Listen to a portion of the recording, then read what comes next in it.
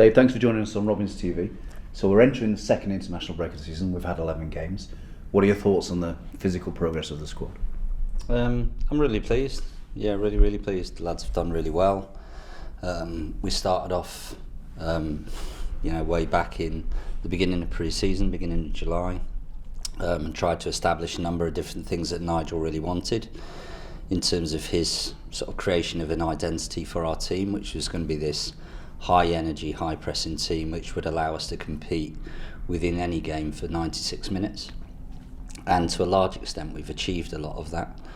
Other things we've really looked at is trying to change the culture within the group a little bit and to make the players more accountable for their own actions, their own behaviours, etc. And we've seen a really big buy-in to what we're trying to achieve, with them taking responsibility for their own performances, but as also alongside that their own preparation for training and application within training. The testing that we've had during the international break, the very first one, was outstanding. We've seen huge gains, and we've been very transparent with regards to those gains.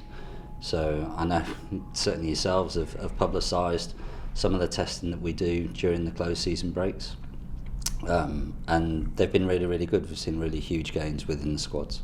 When you look at the season as a whole, how do you chunk it up in terms of blocks of games towards international breaks, or is it very much six games?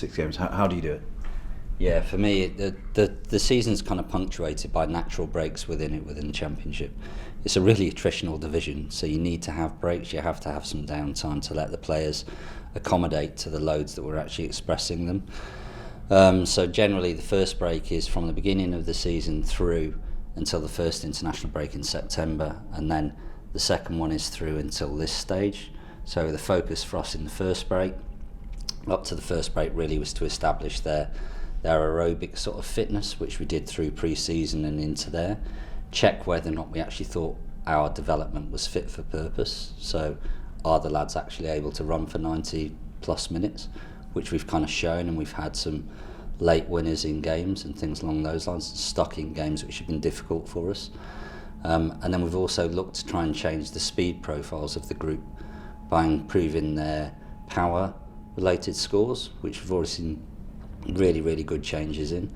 And then secondly, on that side of things, is really looking in terms of the injury prevention side of things. We had a lot of issues last season with posterior chain sort of mechanics and hamstring related strains, and the squad as a whole have made huge changes in terms of their strength profiles for the posterior chain. To play that style of football, you talked about high intensity, high press, etc. What kind of physical attributes and application do the players need to put in? Yeah, it's really difficult. As I said, the season as a whole, you're 2-3 games a week, so it doesn't provide us with many windows to actually work. So for us, one of the big things we tried was this accountability of players, so providing them with opportunities to express and to develop themselves as individuals, to learn more about themselves utilising their own data. So we're very transparent with the data here, so you can see everybody else's data and you can compare yourself. So Joe Williams can compare his profile to Han Noah or vice versa. It's very transparent, and we found that really helps us try and develop the group as a whole. Do you need a certain type of player to embrace that? Because actually for some players it'll make good reading, for some players it might not be too comfortable. Yeah, I can understand that, and I think it's, I'm a parent, so sometimes things don't land particularly well with my boys, but it's about how you try and explain that and how you try and understand and see the world through their eyes as well. It's not about us being dictatorial with them. It's about trying to educate them as to the reason why it would benefit them as an individual. And if we can get enough of our individuals to buy into it, then all of a sudden the team improves massively as well. And there's certainly things we've seen changes within the group. That acceptance of not playing every single minute of every single game, the need for them to actually drive their own aspirations and their own performances as much as for us to try and drive for them.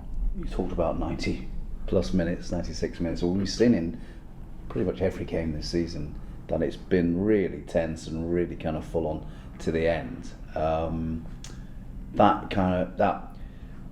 reduction of fatigue, as it were, is that really key to coming out on top in these games as well?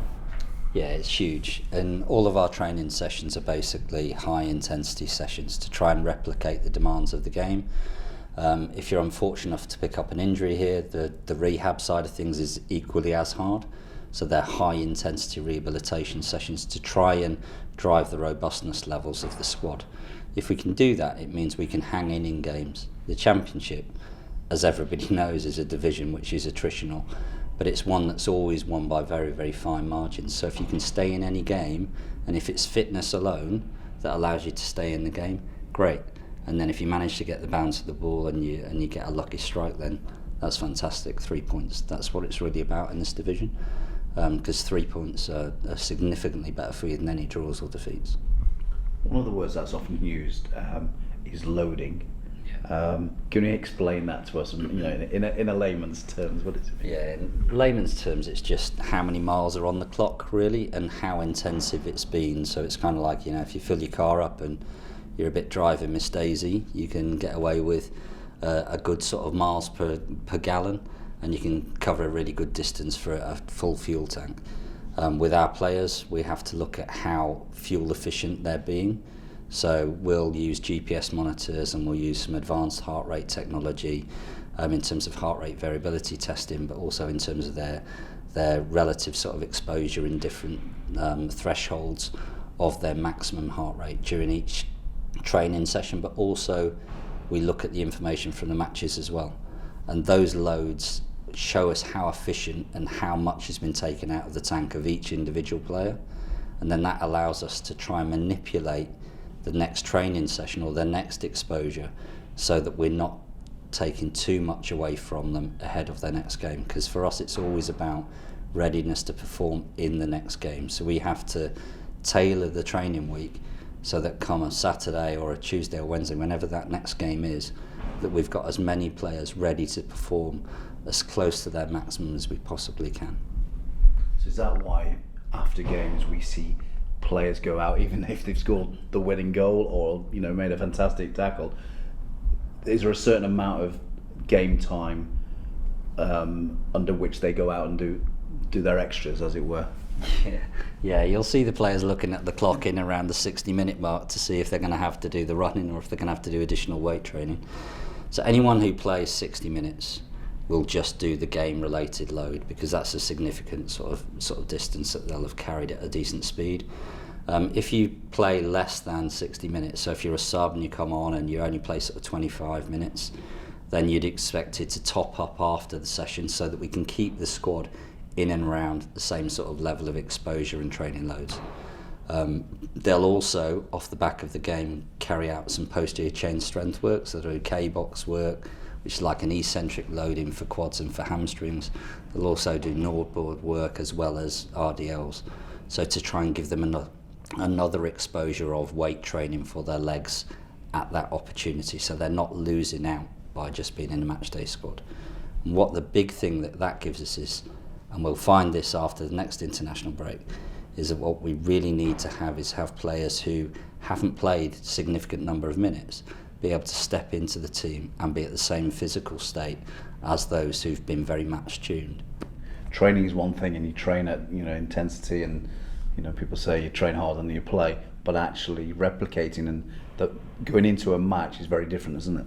Absolutely, yeah, and you've seen it in some of the games. So we've had Joe Williams, for example. He won't mind me sharing this, I'm sure, but he plays 60 minutes against Hull's under 23s, and and we played with 10 men because one of the young centre halves got sent off after a minute, and plays and absolutely cruises through. He plays 60 minutes against Millwall and has to leave the pitch with terminal cramp, which looked like, he really struggled, but came through that and then managed the next step to get to 90 minutes, a really heavy wet pitch at Peterborough, and sets the winning goal up. So, it's about us being able to roll with what the pitches show or what the teams throw at us, and work with a group of players and be able to put players in, take players out as we see we need to, but have them physically ready to be able to cope with what it is we're really looking for them to do. I just want to take you back to those graphs that are up on the screens of the Robbins High Performance Centre. What kind of things do they show? When a player looks at that or a staff member looks at that, what will they see? Yeah. The ones that you'll see on here, I mean, these are generic graphs in that we've looked at where were we in pre-season and where are we now. And every single one of the graphs, so whether it's to do with the hamstring related strength, which is something we said we had to improve upon from last year to protect us and reduce our relative risks of hamstrings, we've seen huge changes in the squad's profile for their relative strength. And we know the stronger a tissue is, the harder it is for it to break down. So that's really important. We've seen changes in the relative powers of player, and we can see that in the eccentric control phase of the jumps that we do, which is that middle graph, and then the final graph really on there in terms of their counter movement jump. So can they express their increases in strength, and can they be powerful? This division, and especially in the division above us, the Premier League, it's all about strength and power. We have to have explosive athletes as players. If we can get that, you can have a really exciting way to play the game. It's electrifying pace in the Premier League. It's something we need to try and replicate here, and that will stand us in good stead sort of moving forward. So we've seen big changes in our counter movement jumps as well. We've now got over 7 players, I think it is, who are jumping in excess of sort of 50 centimetres on a vertical jump with no arm movements, which is really, really good standards. So that's not measuring how high they jump, that's measuring power, isn't it? Yeah, this is like a real expression of power, and we know that power doesn't just translate into being able to jump vertically, it also translates into speed horizontally, and that's the key bit. So the players who jump very, very quick, very high, all right, are the players who are very, very quick. So, you know, surprising ones, you look at, say, your centre halves and you think, yeah, they should be dominant in the air. But generally speaking, because they're a lot bigger, they don't tend to jump particularly high. But when we look at someone like a Rob Atkinson, he's a plus 50 centimetre jumper, which is crazy for someone who's that size frame. You know, and then when you look at our speed profile of our players, he's one of our quickest players. He runs over 10 metres per second when this guy sprints. So once he gets himself going, he's going to be difficult really to stop in terms of either moving forward as he likes to do towards our opposition's goal, but also in terms of being running behind. So we're not really too worried about playing man for man at the back with the current defenders that we have available. Players are going away on the international break now. How important is it for them mentally and physically? And do they have programs for the next few days, or do you just go, right, go do what you want, come back on Sunday?